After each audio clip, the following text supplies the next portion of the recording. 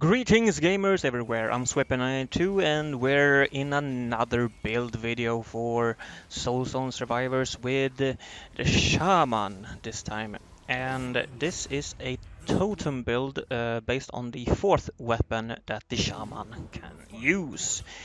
This is also, it's basically building on the brittle debuff you can apply to the enemies, as the totem that comes with this weapon do more damage based on how much brittle is on the enemy.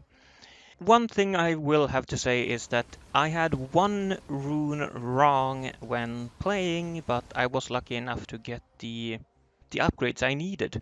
I didn't have the reroll mastery rune, so I didn't get any extra rolls every 5 levels, which made me have to take some of the lesser passive buffs from time to time, even though I would have wanted to reroll and hopefully get something better. Unfortunately, that is the way it went, but either way, I did kill the Void King with this build, and with some reroll mastery put in there, I'm sure you will do better than what I did. Now, let's go over the runes. It's pretty simple. It's the Weapon Expert rune, the reroll, and then I used the Efficient Extraction rune, but this one can be changed wherever you want, really. It doesn't really matter that much. I use that one just so I can get some extra materials collected, which I do think is nice. After that we will have Sacred Offering, which increases damage of all your summoned units, but decreases the amount of summoned units by 1. And then we have Extra Help, which increases the quantity of units summoned by 1, mostly to negate the effect of the first rune, but Extra Help can be exchanged for Harmony. Advanced Tactics, which makes it so all your skills have a 20% chance to apply Brittle. I would think does make it so that all your abilities, including another totem ability, will make it so that you have a chance to apply more Brittle.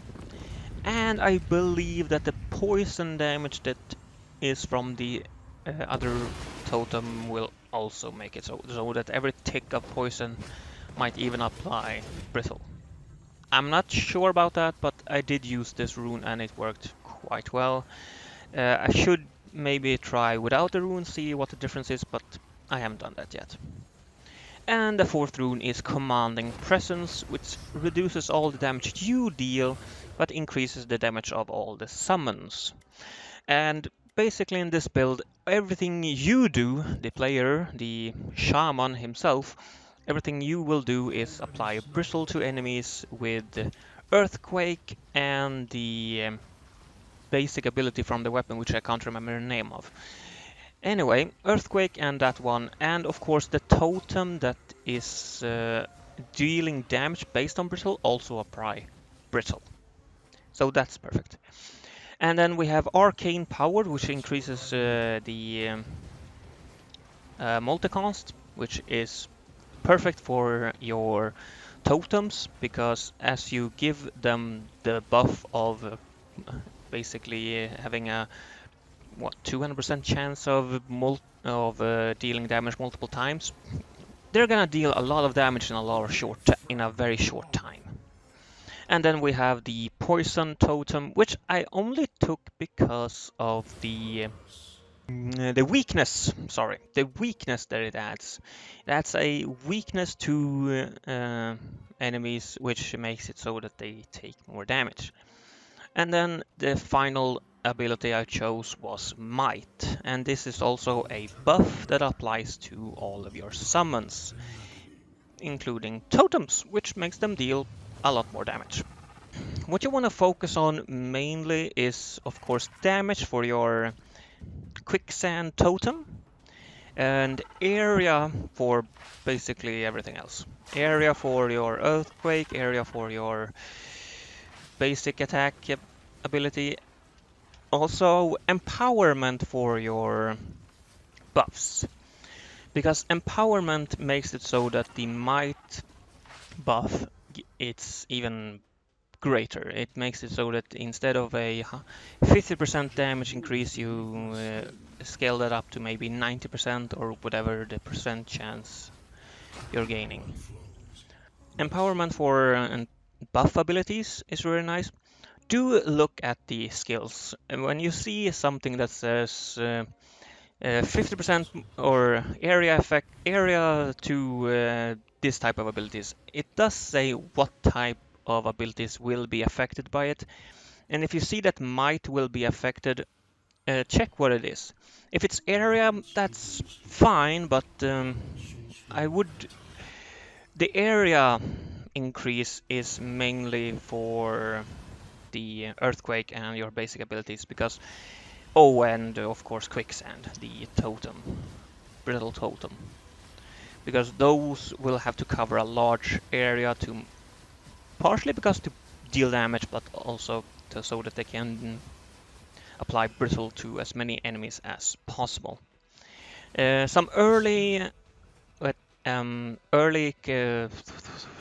early cast frequency is very good to have, and I would say that when you see that your might ability and arcane power is at the point where you can apply the buff without it expiring before you're applying it again, then that is where you can stop.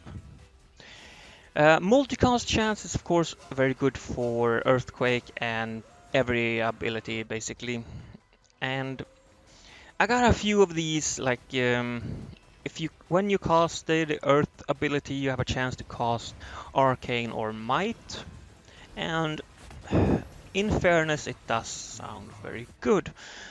But the only Arcane and Holy abilities I had was the two buffs. And as they were up all the time, I didn't feel the need to have them being able to be reapplied all the time. In fairness though, every time you summon a totem, they won't have the buff until you cast the buff again. So, in fairness, upgrading the cast frequency of arcane power and might is not bad. It's if you get a high roll on cast frequency, choose that if you don't have anything else to don't have anything else that you like in that role or in that level up. The cast frequency will help you buff your totems a lot quicker and a lot more frequent, which is very good.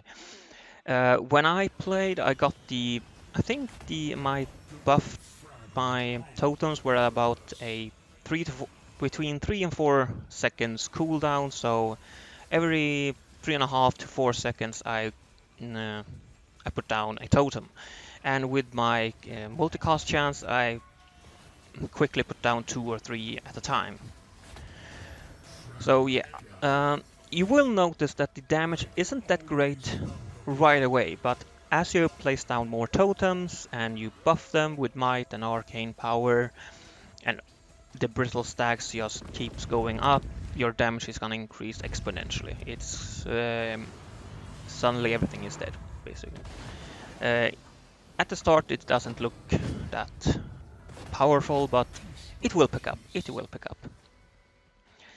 Now, as I stated earlier when we talked about runes, do pick the reroll mastery rune that I didn't have during the run that you see, as you can see in the bottom right there.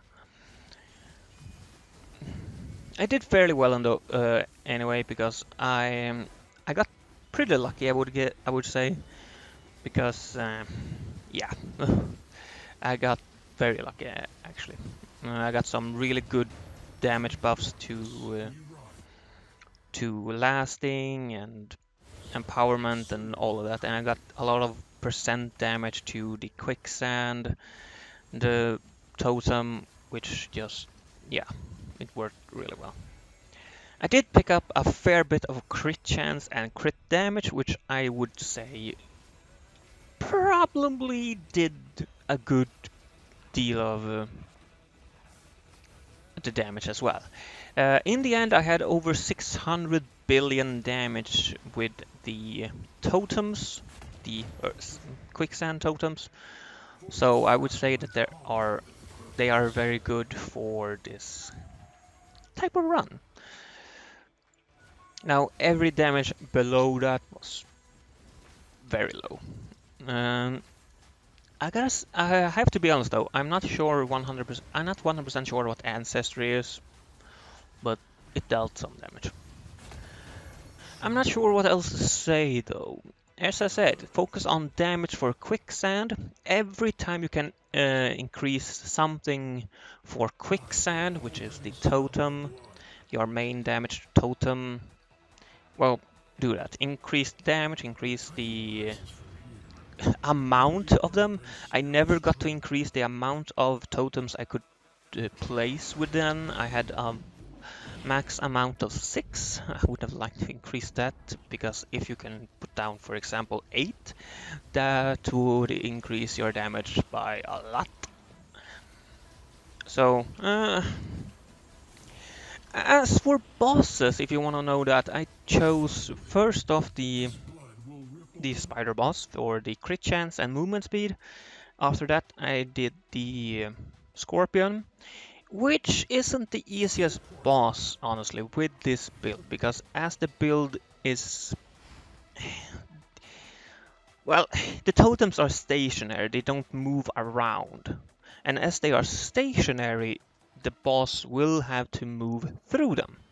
And with the big area you have, they will most likely be damaged all the time, but depending on where they are, they might be only damaged by 1 or 2.